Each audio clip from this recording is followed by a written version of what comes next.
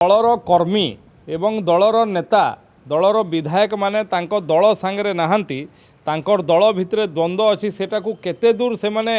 विधानसभा को व्यवहार करी मेंटेइबे से उद्यम अच्छा किंतु से सफल हेबे नहीं। प्रथम कथा। द्वितीय कथा मु पचारिबा पई चाहे आज सी जो इश्यू करूछंती सेथिरे लोक रहुनांती तांको सांगरे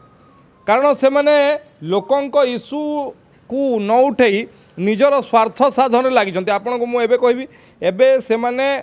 धान इश्यू एते कथा उठेले बरगढ़ रे आंदोलन कले केते लोक थिले तांको सांगरे केते लोक थिले कथा सेटा नुह कथा होउची जे आमे जोटा 24 वर्ष भितर करि पारलुनी गत 2 वर्ष भितर भारतीय जनता पार्टी सरकार केमती करदेला जोठी आमे गोटे संभ्रांत घरर सोना चामुच नहीं कि जन्म होता लोक मैंने विधायक होइतिलु मंत्री होइतिलु जोटा करि पारले नहीं ये साधारण वर्गर साधारण घरर छुआ माने आसी एठी मुख्यमंत्री मंत्री होइकि केमती करदेले एटा होउची तांकर पीड़ा एवं मु मूल दिनरु कहूची तांकर दल भितर द्वंद्व अच्छी दल विभाजन मुखी अच्छी से विभाजन को बंचेइबा पई तांकर पार्टीर कर्मी मानक भितर विभ्रांति सृष्टि करने एभलिया विधानसभा को व्यवहार करछंती ये सर्वदा निंदनीय एवं जो दल 24 वर्ष शासन दायित्व रहिला सी दल आज तार गुरुत्व केते निजे अनुभव करि पारु नाही एवं जदि ओडिशावासी स्वार्थ पई एते चिंता अछि मु आज सीधा सड़क पचारिबा पई चाहे 2 वर्ष हवाकू जाउछि पूर्वतन मुख्यमंत्री विरोधी दलर नेता ओडिशा स्वार्थ पई विधानसभा रे केतेटी इश्यू रेज करछंती केतेटी विषय उत्थापन करछंती केतेटी प्रश्न विधानसभा रे पचारिछंती केबे स्वार्थ संबलित ओडिशा कथारे आधा घंटा केबे कहिछंती कि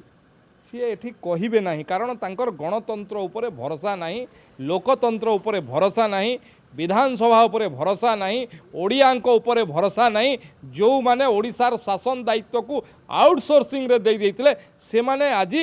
बड़ बड़ पार्टी करछंती किंतु लोकंक पई नुहे तांकर दल को बंचेबा पई ये सर्वदा निंदनीय। 13 जन मु आपन को कंपेयर करूछे आपण से जोटा विरोधी दलर नेता जोटा कंपेयर कले गोटे घरोई हॉस्पिटल रे निया लागिला केंद्र मंत्री माने आसिले जेतेबेले घरोई हॉस्पिटल निया लागिथिला राज्य सरकार सोई पड़ते मुख्यमंत्री शोते जना नथिला दिल्ली रू प्रधानमंत्री कार्यालय फोन आसिला सेतेबेले मुख्यमंत्री उठीथिले तत्कालीन मुख्यमंत्री एठी एससीबी रे निया लागिला भोर भोर रु मुख्यमंत्री स्पॉट रे पहुँचिले स्वास्थ्य मंत्री पहुँचिले